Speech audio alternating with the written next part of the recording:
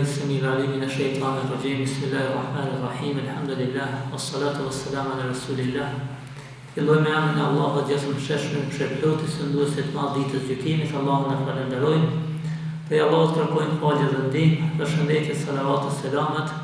Ja dërgojmë në adresën e njeriut i cili zbriti mëshirë dhe rahmet për gjitha krijesat, Muhammedit alayhis salam, familjes tij të pastër, shokëve të tij besnik, gjithë atyre që ndjekën dhe pasojnë udhëzimin e tij. Falenderojmë Zotin e Madhreshëm, i cili na dha imër, jetë dhe shëndet. Të kalojmë në këtë ditë bekuar të Ramazanit me shpresën dhe lutjen më sinqertë që Zoti na ketë pranuar agjërimin dhe ibadetet e kësaj dite dhe atyre që kanë kaluar, dhe duke lutur Zotin që të na mundsojë që të presim edhe ditët që na kanë mbetur këtij muaji të shenjtë.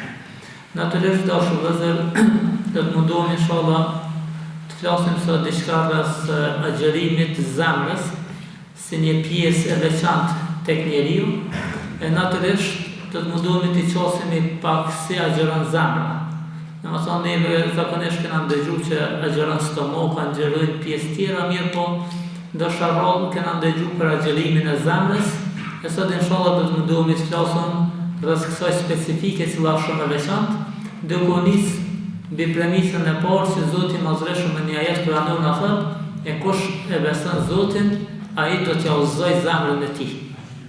Domethënë, subhanallahu, Zoti i Madhreshëm, punën e parë që ka përmend tek udhëzimi i njerëzve është çështja e zemrës.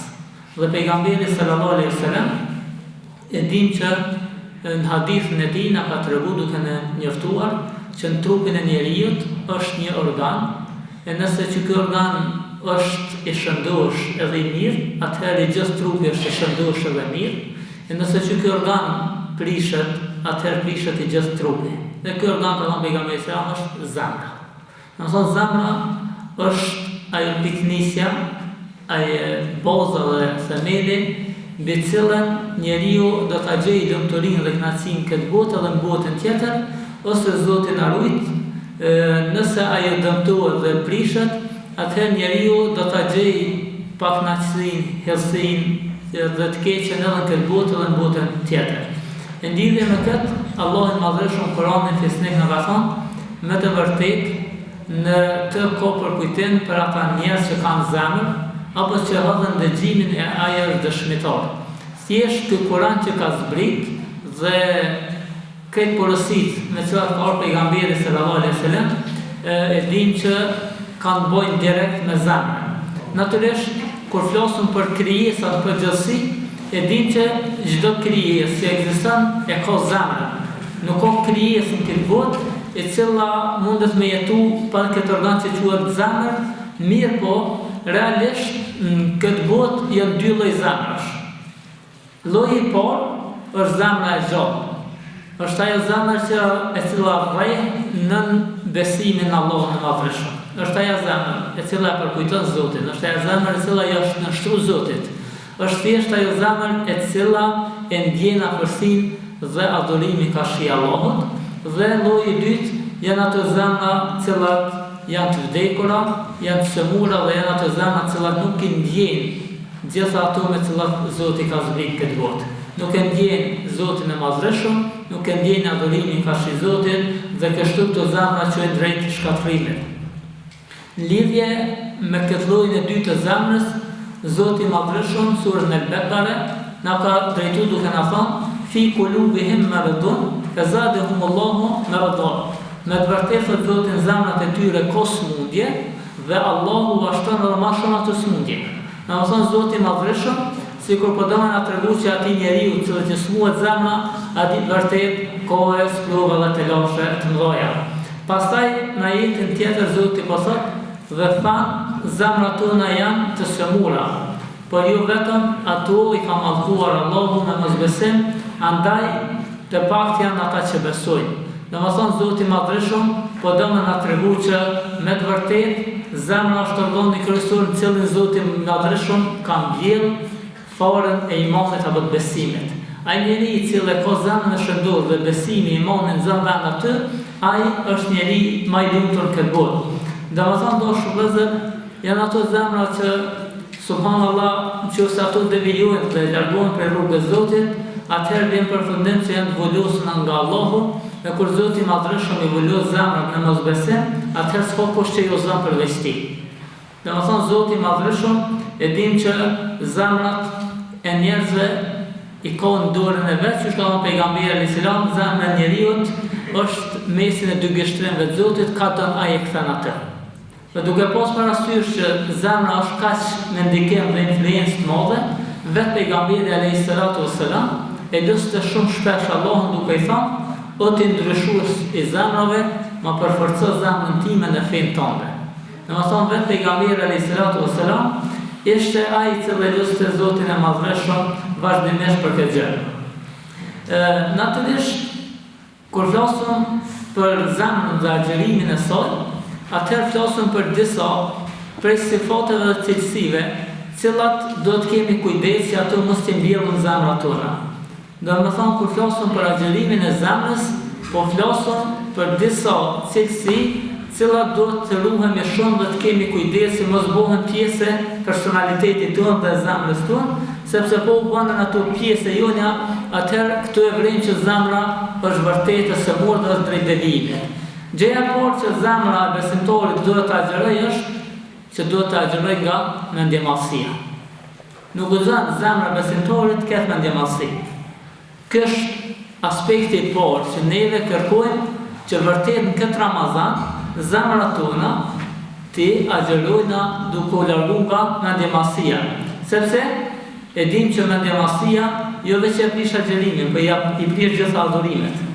Mendjemallësia është ajo që nuk gëzon në vend në zemrën e besimtarit, sepse është prej atyre sifateve që i ka ndaluar Zoti i Madhërisht. Natyrisht, zemra e cila ka mendjemallësi, atëherë e dim që edhe vend qëndrimi, edhe vend ndodhja e saj do të jetë në hidhrimin e Zotit, sepse Allah i Madhërisht e dim që në hadith kutsi që dhe transmeton pejgamberi alayhis salam na ka njoftuar duke na thënë: krenaria dhe madhëria janë cilësitë e mia.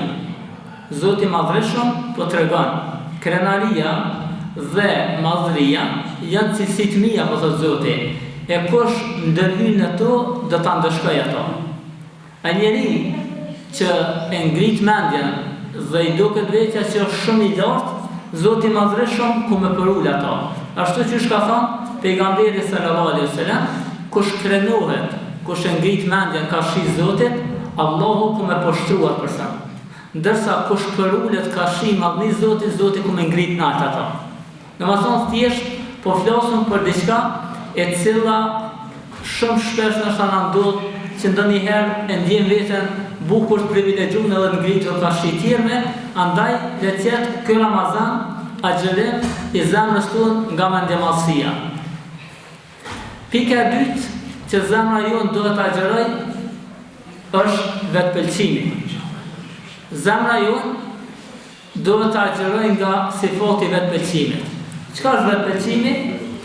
Vetpëlqimi është ai atributi që njeriu ja vendos vetes tij, e cilëson veten se ai është i përsosur, edhe e ndjen sikur ai është më i miri i gjithë tjerëve. Domethënë njeriu me vetpëlqim e ka për qëllim që thotë si korona nuk ka tjetër. Sot di unë s'din kërkush tjetër. Unë jam i denjë për gjithçka. Unë s'kam nevojë me fol me kërkon për kurrë se unë ai di të gjitha. Domethënë fillon të marr vetpëlqimi dhe vetëkënaqësi edhe njeriu sikur e ndjen veten që s'ka nevojë për askën. E dim që pejgamberi sallallahu alaihi wasallam na ka thënë hadithin e tij, 3 gjëra janë shkatruese. 3 gjëra shkatrojnë njeriu. E para ka thënë vetpëlqimi. Gjëja e parë që shkatron njeriu është për të filluar mi pëlqy vetja. E dyta, bindja në pamjaftueshmëri. Asun del kjo dhe gjithmonë njeriu ankohet. Dhe e treta është pasimi i egos edhe i jepshit. Të 3 gjëra, ka thënë Resulullah sallallahu alaihi wasallam, janë ato të cilat e shkatrojnë njeriu. Prandaj dashur vëllezër, le të jetë mësimi i dytë që këtë Ramazan zemra jonë le ta agjërojë nga vetpëlqimi. E treta, zemra besimtarit duhet të agjërojë nga xhelozia, qetësia që lutna. Zemra besimtarit agjeron nga xhelozia Pse? Sepse xhelozia i shkatron veprat e mira. Xhelozia i shkatron veprat e mira ashtu qysh zjarri shkatron drutin. Qysh e djeg zjarri drut që shkatron çka po, ashtu dhe xhelozia e shkatron veprën e mirë. Në lidhje me këtë, Allahu i Madhreshëm ka thënë Kur'an, apo i xhelozojnë njerëzit të mirësitë që ja kemi dhënë, apo i xhelozoni njerëzit për disa mirësi që Zoti ja ka dhënë. Në asën subhanallah, këtë botë ndonjëherë e shofëm dikon që Zoti ka jep një prirje diçka dhe fillojmë xhelozojmë. Secili njeri Zoti i Madhreshëm i ka jep një premisë apo një përparësim diçka diku tjetër ju, dhe atëherë Zoti i Madhreshëm po tregon se a vërtet neve po xhelozojmë njëri tjetrin për këto që Zoti ja dha dhënë tillë nimet, dhe të gjë tillë ka ndaluar Zoti i Madhreshëm e në transmetim nga pejgamberi alayhis salam treguan kur na ka thonë mos xhelozoni, mos urrejni dhe mos tratoni, mos përgojoni dhe mos të shes dikush mollin dy herë. Domethënë është direkt thirrje pejgamberit alayhis salam që besimtori nuk guxon të xhelozojë, nuk guxon të përgojojë, nuk guxon të tradhtojë dhe të urrejë. Është prej sifateve të cilat e ka ndaluar. Dhe e fundit e dimë ngjarjen e atij personi të cilën pejgamberi alayhis salam 3 herë rrodhazi e përgëzoi me xhenet, edhe sahabët edhe vhabetën pse ky njeri është prej banorëve të xhenetit, e dim që e vetmja gjallë cila e ka bërë ato të jetë prej atyre që Zoti e përgëzoi me xhenet sa është gjallë, ishte se në zemrën e tij nuk ndjente asnjëherë urrëtie ndaj besimtarëve dhe i falte ata pavarësisht se kishin bërë atij gjatë ditës.